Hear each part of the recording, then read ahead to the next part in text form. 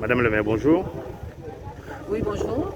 Alors pour Proxy News, nous sommes justement aujourd'hui sur l'entame des travaux au niveau de la déviation du pont de la Boucan. Est-ce que vous pouvez nous dire deux mots aujourd'hui après cette présentation justement avec toute la partie logistique, toute la partie administrative, toute la partie juridique, les déplacements des agriculteurs, un vrai parcours du combattant?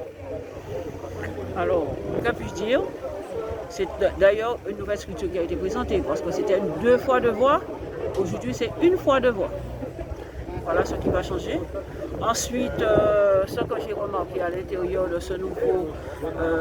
cette nouvelle structure, de ce nouveau projet, c'est qu'il y a une dimension écologique dont on a tenu compte.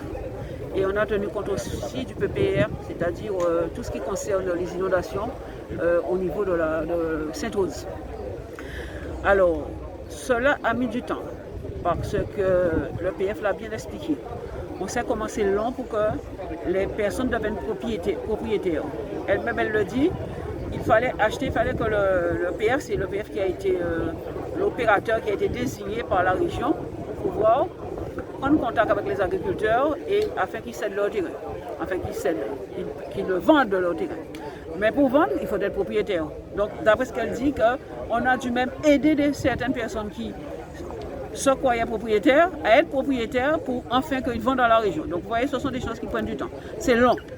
Alors, ce parcours du combattant concernant les agriculteurs, il y en a qui sont venus témoigner d'ailleurs, eh bien, aujourd'hui, les travaux ont commencé. Nous allons être vigilants sur les travaux. Parce que nous n'aurions pas voulu que des travaux commencent et s'arrêtent comme il y a au moins un an là. Donc si on a commencé des travaux, il faut que les travaux aboutissent, ils aillent jusqu'à leur terme et on va être vigilant dessus. Je dis que c'est une lueur d'espoir pour les Sainte-Rosiens.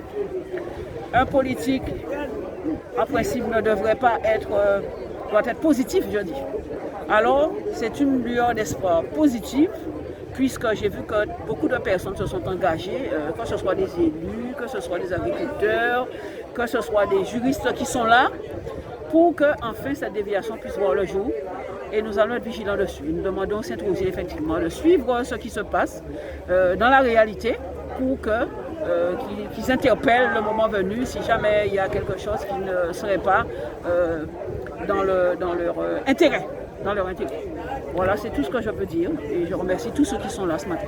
Alors, on peut dire aussi que Sainte-Rose attend cette déviation puisque au niveau des forces économiques, nous avons un enclavement du territoire. Donc, cette initiative va permettre justement enfin Sainte-Rose de briller et au Nord-Basteur retrouver une certaine quiétude et que la population soit apaisée parce qu'on ne parle pas souvent des souffrances des familles puisque les embouteillages quand vous avez des enfants, c'est toute une difficulté pour l'organisation des familles.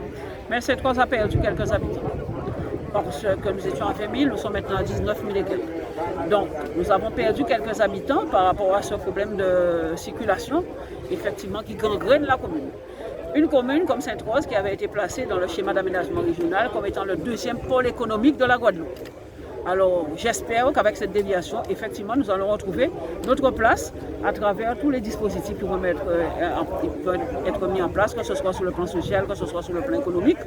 Et nous sommes justement un territoire à haute qualité environnementale, à transition écologique, puisque nous avons déjà une partie en éolienne, en photovoltaïque, etc.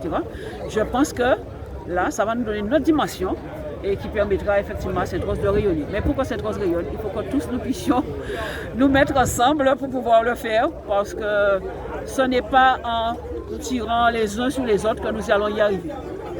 C'est difficile, la politique elle est difficile, mais surtout les moyens qu'il faut trouver pour pouvoir mettre en place les services et tous les projets qu'on a promis à la population, ce n'est pas évident.